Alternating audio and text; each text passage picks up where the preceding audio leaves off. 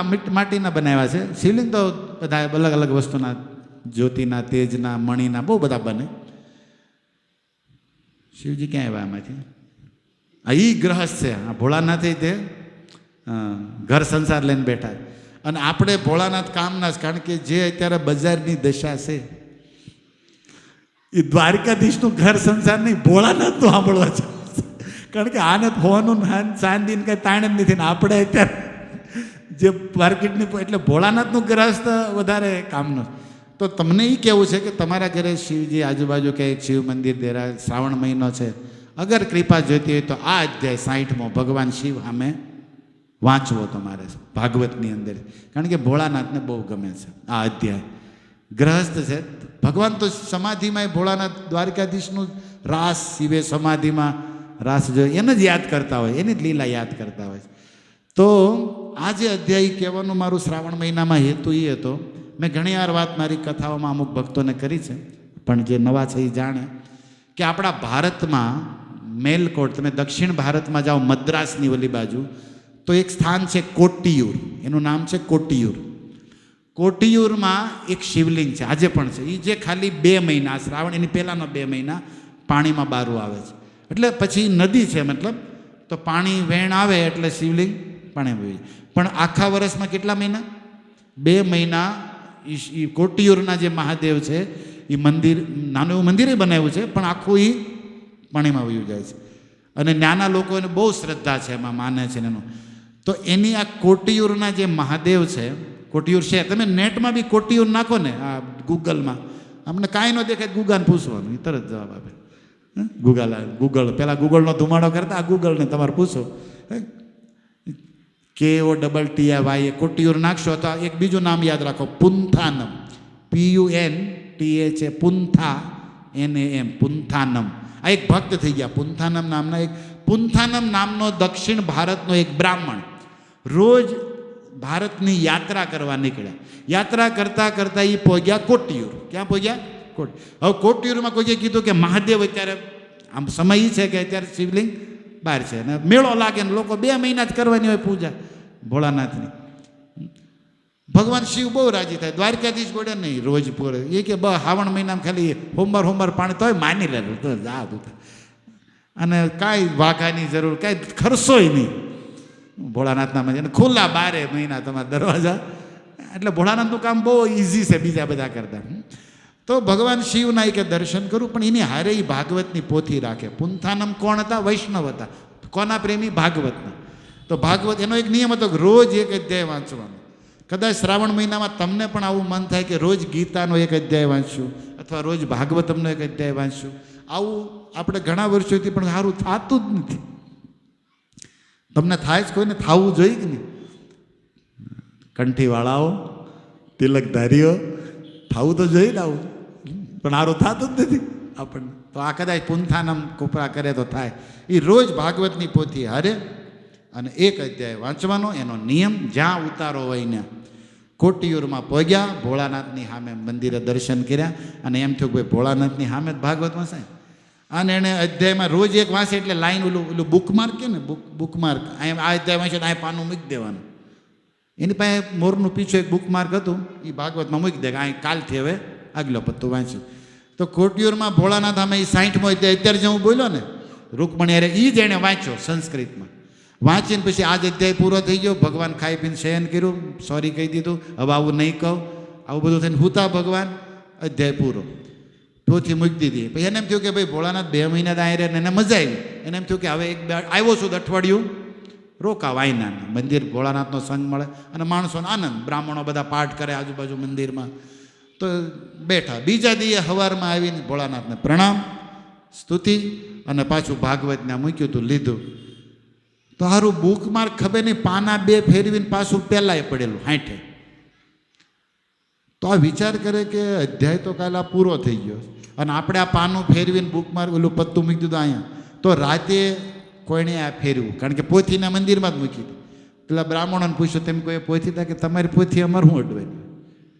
તેને એમ થયું કે હારી મારી ભૂલ થતી છે. મને પાક્કો વિશ્વાસ છે, મેં 60મો અધ્યાય વાંચી લીધો છે. ભગવાનનો રૂકમણી અરે મજાક પૂરો થઈ ગયો છે. ખીચડી ખાઈને ભગવાન હુઈ ગયા છે. ખાધું પીધું રાજ કર્યું, વાર્તા પૂરી થઈ ગઈ. તો પછી આ પાછું કેમ આવ્યું? પણ હવે હાલો, જેની ઈચ્છા હોય, જેની ભૂલ હોય, આવ્યું છે એનો એ બીજી વાર વાંચવાનું કાંઈ પાપ તો છે ને. ફરીને વાંચ્યું. અધ્યાયનો નિયમ તો હતો એટલે વાંચવો જ પડે. 60મો અધ્યાય વાંચ્યો, વળી બુકમાર્ક મૂક્યું, ઘરે ગયો. બીજા દિવસે સવારમાં વળી પાછું ન્યા પીસું આવી ગયું. બોલો ત્રીજી વાર થાક્યો કે હારું કોક તો ધમાલ મારે રે મસ્તી કરે છે, કોક તો કંઈક છે. એટલે એને ભાગવત પોથીને મંદિરમાં હરખી હંતાડી, જ્યાં પોથી મૂકતા. ચોથા દી આવીને ખોલે પીસું ને એને એમ થયું ભાગવત હારે લઈ જવાનું થાય છે. ઘરે ઠેલી નાખીને ઘરે લઈ ગયો. સવારમાં ભાઈ એમ ના આમ મૂક્યું, પીસું પાછું ના જ નીકળ્યું. મારો રાતે કોણ ફેરવી જાય? મુંદાણા 1 મહિનો રહ્યા. પુંથાનમ શિવ મંદિર કોટિયુરમાં 1 મહિનો. આજે પણ એના ઇતિહાસના લખ્યા, નેટમાં તમને મળી જશે આ વાત. ફેંક કાંઈ છે નહીં. ઓકે. અને આમ કે ને 100 સવાલ પહેલાંની વાત નથી, અત્યારની જ વાત છે, કળિયુગની, હમણાં 300 વર્ષ પહેલાં. આ મૂક્યું 1 મહિનો સુધી. આનો અધ્યાય 60મો અધ્યાય 3 વાર વાંચ્યો. અને છેલ્લે કીધું કે આજે મંદિરના દ્વાર બંધ થશે કારણ કે પાણી ભરાશે. હવે કાલે કોઈ ભક્તોએ આવવું નહીં. તાળા કેમ બદ્રીનાથમાં દિવાળીએ લાગી જાય, કેદારનાથમાં એમ બંધ. બધા ભક્તો હવે આવતા વર્ષે મળજો પોતપોતાના ગામે, કારણ કે ઘણા લોકો મહિનો વાસ કરવા શ્રાવણમાં એવા આવતા. અને પુંથાન અમને જામી દઉં. તો એણે કીધું ભોળાનાથ હવે ફરીને મળશું, આશીર્વાદ રાખો. આનંદ આવ્યો. અને 60મો અધ્યાય મારે પાકો થઈ ગયો તમારા લીધે. 1 મહિનેથી એનું લે મારા દેવનું નામ ઈ દે ભાઈ. તો ધન્યવાદ. અને એમ કહીને પરિક્રમા વધારે વાતો કરતા હતા. મંદિરની બહાર નીકળી ગયા, મંદિરના તાળા લાગી ગયા. પછી 1-8 કિલોમીટર હાલી ગયા ને તો યાદ આવ્યું કે ભાગવત તો અંદર રહી ગયું. મૂળ મુદ્દો એનું હતું, એ ક્યાં રહી ગયું? અંદર. હવે મંદિર તો બંધ થઈ ગયું. ઓલા પંડાઓ તાળા મારીને બધાવીને એ બધી વિધિ કરીને વયા ગયા. પુંથાનમ પાછા આવ્યા. આ ટાણું હતું સંધ્યાનું, 7:30-8 થયા હતા. અને મંદિરમાં જોયું કે તાળા લાગી ગયા. કોને ગોતું? મેન પૂજારી કોણે? મારું ભાગવત અંદર રહી ગયું. અને પહેલાં ભાગવત તરત મળતા નહીં, નેટમાં દુકાનમાં માઇન્ડ પોતી હાથમાં આવતી લખેલી. આ કાંઈ તો હવે બધું પ્રભુપાદ કૃપાથી ઇઝી ભાગવત મળે. પહેલાં નહોતું મળતું એવી રીતે. એ કે આ ક્યાં લખાવું ને ક્યાં ગોતું મારું ભાગવત? હવે આઈના આખું વર વાટ જોવાની, શિવ ક્યારે ખોલે દર્શન. પણ એને જોયું કંઈક અવાજ આવે છે. તો એ મંદિરના જે લાકડાના કમાડ હોય ને મોટા મોટા, એમાં તિરાડ હોય. અને એમાં એણે જોયું કે અંદર શું થાય છે. તમે તે ગામના બારીઓમાં આ કર્યું જ હશે, તમે કાંઈ ઓછા નથી. કારણ કે મેં કર્યું છે તો તમે કર્યું જ હોય ને. માણા હોય ભાઈ. કારણ કે આપણને આપણામાં રસ નથી, પાડોશીમાં જ રસ છે. એ શું કરે છે, ગામ શું કરે. તો ગામના બારીઓમાં તિરાડોમાં નજરો કરી દો ને. તો આણે કરી. તો ભગવાન શિવ એ પુંથાનમનું ભાગવત બેઠા બેઠા વાંચે અને પાર્વતી માતા સાંભળે. ગણપતિને બેહાર્યા, વહુને રીતિ સિદ્ધિને બેહારી બેહો. આખું ભોળાનાથનો પરિવાર, ભગવાન સસુરજી ભાગવત વાંચે અને રીતિ સિદ્ધિ ગણપતિ પાર્વતીને બધા સાંભળે. આખો પરિવાર. આને જીવનમાં નજરે નજર દર્શન થયા ભોળાનાથના. કર્પૂર ગૌરમ કરુણાવતારમના એકદમ. અત્યારે લગી તો શિવલિંગમાં જોયા હતા. હવે સાક્ષાત ચંદ્રમૌલી માથે ગંગા નીલકંઠ મહાદેવ જોયા. રાજીનો રેડ, આમ જો આંખ રોમાંચ કંપા. અને ભોળાનાથના શબ્દો કાનમાં જાય. શું શબ્દો? ભગવાન વાચ, રાજપુત્રી. આ જે શ્લોક સંસ્કૃતના ઈ જ છે. શિવ બોલે, પાર્વતી સાંભળે. આખો અધ્યાય વાંચ્યા પછી પાર્વતીને પૂછ્યું કેમ લાગી કથા? પાર્વતી કે ભગવાન દ્વારકાધીશની કથા તો મજા, સુખ, આનંદ આપે એવી છે.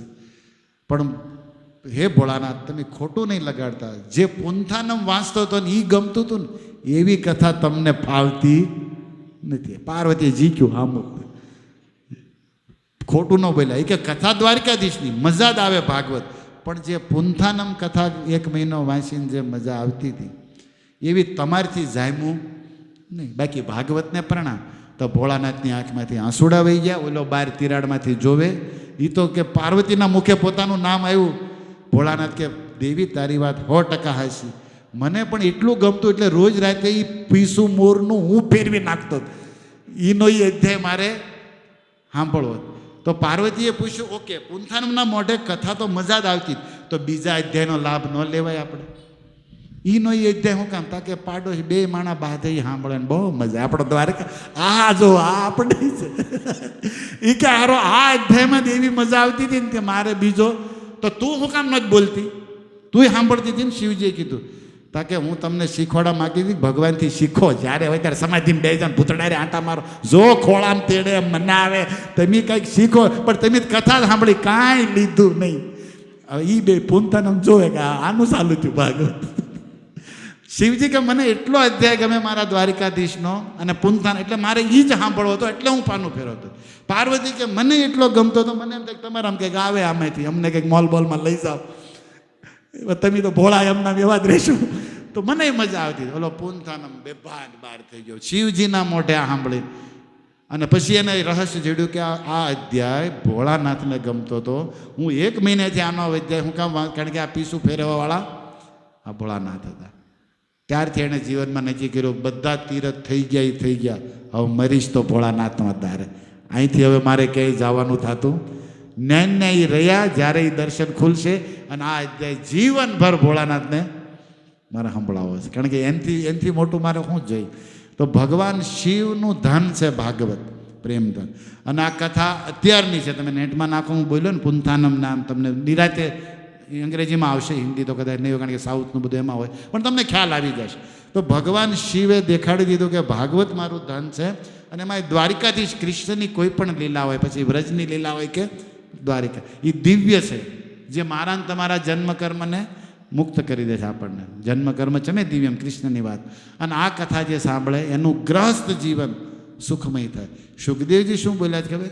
આ અધ્યાય જે કોઈ વાંચે, શ્રાવણ મહિનો નહીં ગમે એ મહિનો હોય, પણ જો ભાવથી શ્રદ્ધાથી, તો એના લગ્ન જીવન સુખમય આનંદમય બનશે. એ બે માણા પછી બાંધણ ફાધણ એ સુખી થાય. ભગવાને આ લીલા હું કામ કરી છે કે આપણને સુખી કરવા. શિક્ષા પ્રેરણા તો મળે, પણ હારે બ્લેસિંગ આશીર્વાદ મળે કે દ્વારિકાધીશની આ ગ્રહસ્થ જીવનની મધુર લીલા પ્રેમની જે મજાક સંબંધ કર્યો એ કોઈ શ્રવણ કરશે શ્રદ્ધાથી પ્રેમથી, તો એનું જીવન મંગલમય સુખમય દ્વારિકાધીશની દયાથી થશે. અને આ અધ્યાય વાંચશે બોલશે તો એને ભોળાનાથની કૃપા બોનસમાં મળશે. દ્વારકાધીશની તો મળશે, પણ ભોળાનાથની બોનસમાં મળશે. તો હરિ અને હર બેયની કૃપાથી એના જીવનમાં સદા હરિહર થતું રહેશે. તો એક નટરાજ છે અને એક નટવર છે. કૃષ્ણ કોણ છે? નટવર છે. અને ભોળાનાથ કોણ છે? એ નટરાજ છે. અને બે આનંદમાં, મસ્તીમાં, નાચવામાં, ગાવામાં, અને આપણે એના ભક્તો હોય અને ઢીલાન પોસાન મોઢું સડાવેલા રાશિનો ઓટલો રહી તો આપણને ભળે નહીં.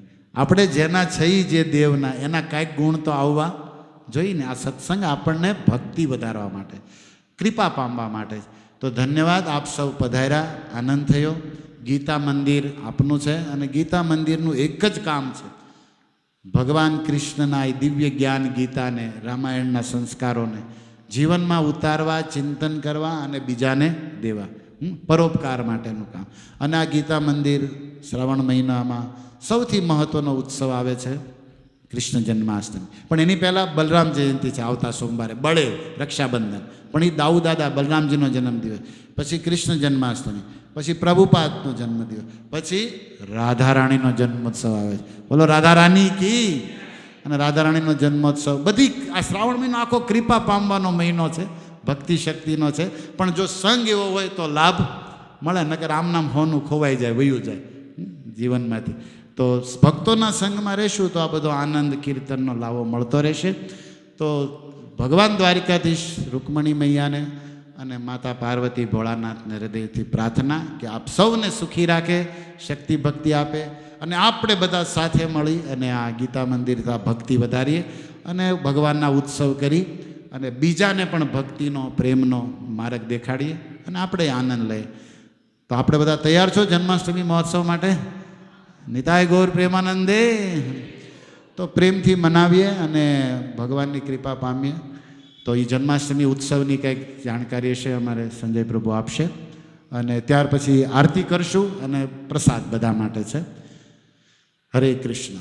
શીલ પ્રભુપાદ કી. નિતાય ગૌર પ્રેમાનંદે.